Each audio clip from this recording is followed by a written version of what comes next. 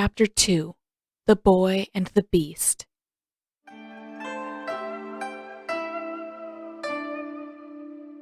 Katara, what are you doing?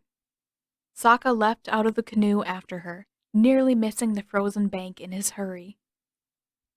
There was a loud crack as she struck the ice with his club, and Sokka dragged the canoe just far enough on the bank to keep it from drifting away.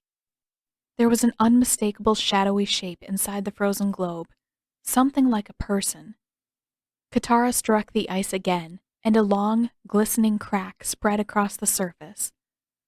Sokka's eyes narrowed as his sister drew the club back again. From the heart of the ice, a faint, blue-white glow appeared, and the figure inside became perfectly clear. Sokka sprinted toward Katara, and as the club met with the surface of the ball of ice, the crack deepened and the light grew more intense. He pushed Katara to the ground, throwing one arm over her and the other over his head. The sound of it was less sharp than Sokka expected. There was a definite crack, but he felt more than heard the deep rumble in the pit of his stomach. The light grew so intense that the glow was visible even through his closed eyelids. There was a blast of air, and a cascade of ice shards rained down on the siblings' backs, and then, in an instant, the world was still again. "Get off me!" Katara shoved her brother's arm aside and scrambled to her feet. A little indignant, Sokka stood, brushing the snow off of his chest. In other words, thank you, best brother in the world, for keeping me from being blasted to bits. Katara shot a glare in his direction, but there was a rustling sound from inside the jagged bowl of ice, and she took a hasty step back.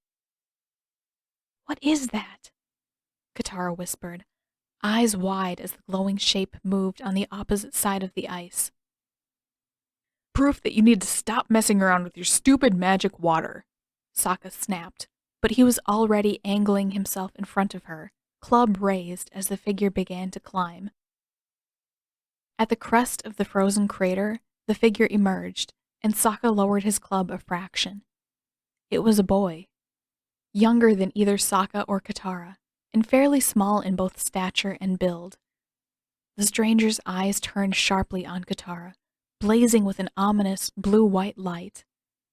And then the light dimmed. The boy went limp and toppled forward.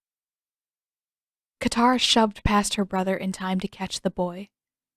Lying in the snow, it was evident that the boy didn't belong so far south. He was pale, his head shaven bald, and his clothing too brightly colored to blend in with the ice and snow around them, too light to keep out even a gentle summer breeze. "He's freezing!" Katara lowered the boy to the ground and stood to pull off her coat. "Of course he is. He just came out of a block of ice."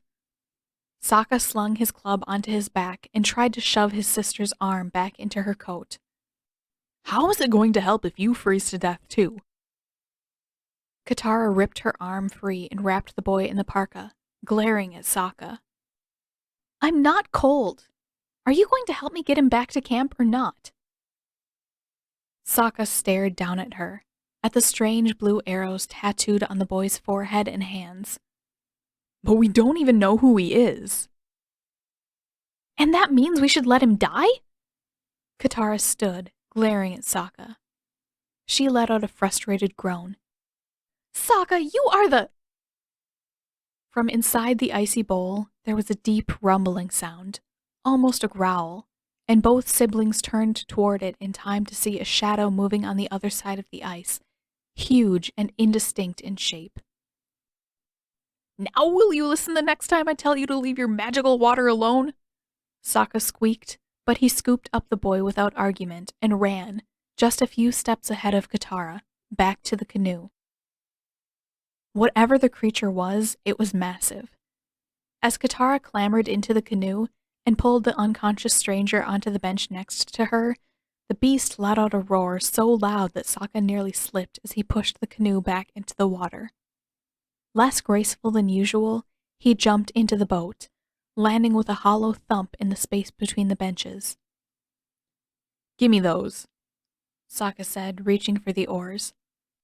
I can row faster than you. Over the crest of the ice, an enormous furry head appeared as the canoe pulled away from the shore. The creature roared again, and it reared up, slinging its broad white feet over the jagged rim. "What is that thing?" Katara asked, her arms wrapped tight around the small stranger's shoulders.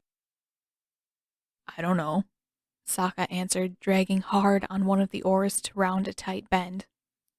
But I bet it was trying to eat your new friend when he got frozen.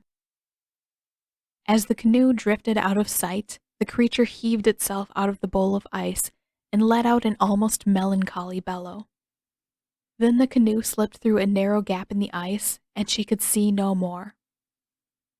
Sokka wove through the maze of icebergs faster than he ever had before, and as the canoe glided through the glassy water, the growls and roars grew fainter behind them.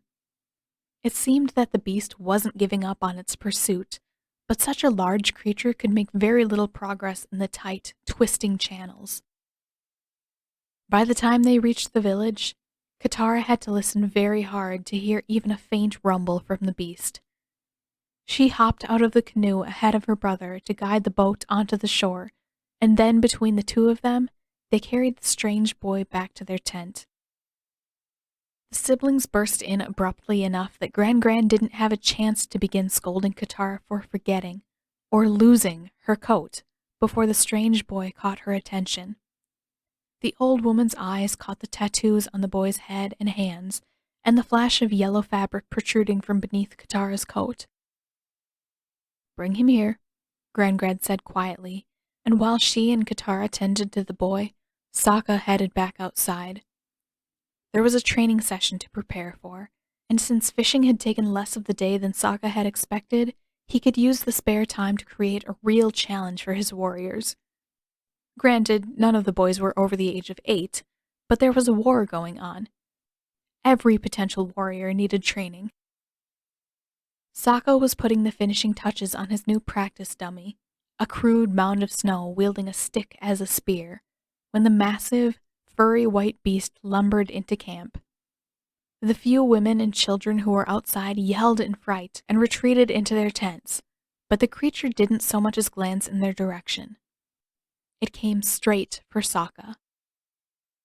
For a second, Sokka fumbled for his boomerang or his club, but he had left both at home. Instead, he grabbed the stick from the dummy and braced himself to fight.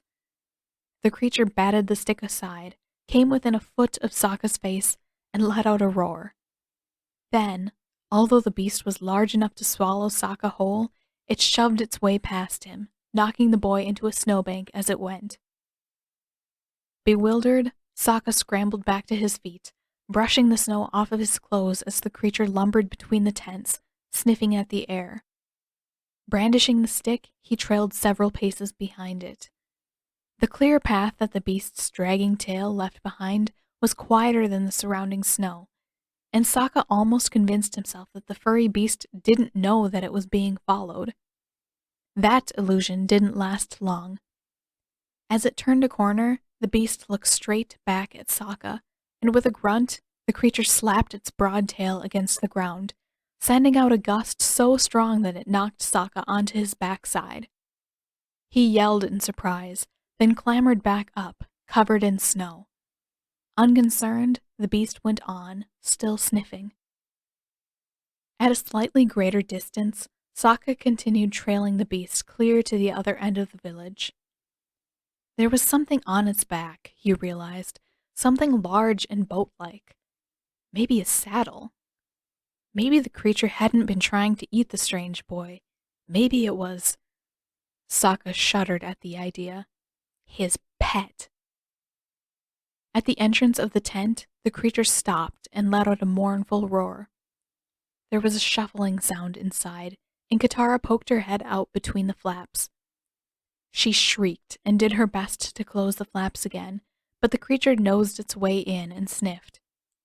Its saucer-round eyes landed on the strange boy, still unconscious in a bed of furs, and the creature gave another mournful rumble.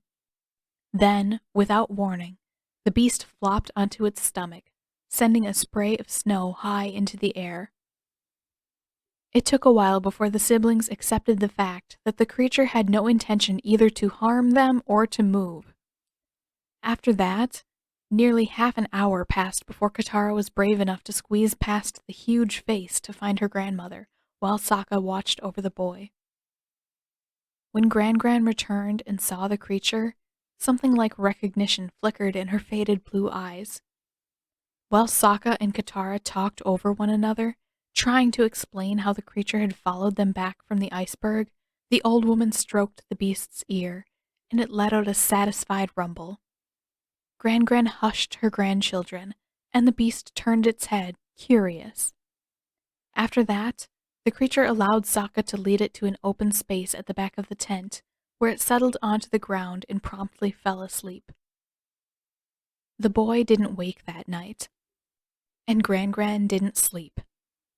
By the faint light of an old seal oil lamp, she watched her grandchildren sleep alongside the small, pale stranger.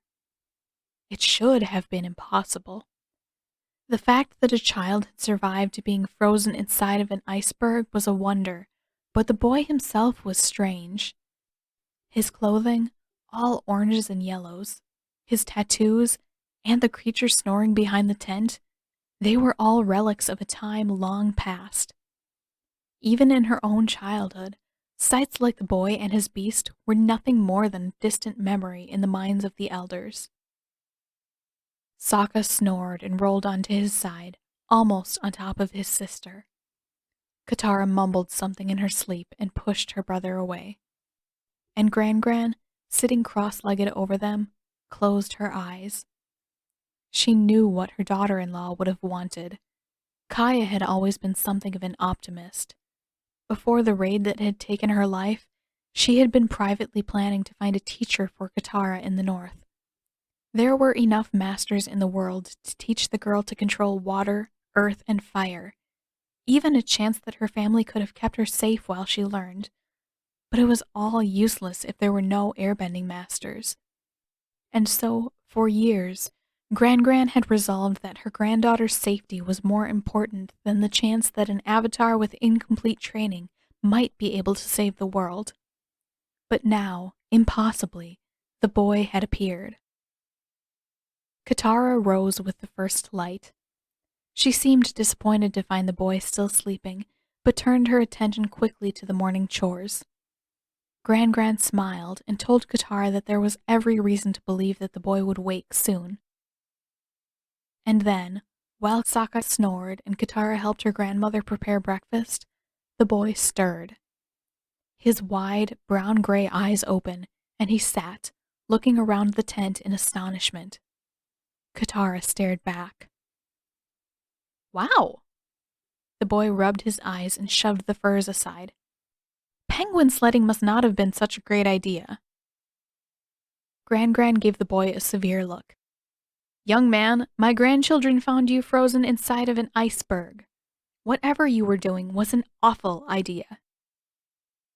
For a second, the boy looked surprised, but before he had a chance to respond, his nose scrunched up and he let out a sneeze so forceful that he slid several feet backward, and the furs lifted off the ground, landing squarely on Sokka's face. Sokka yelled and flailed himself awake, kicking and punching at the air. Katara laughed.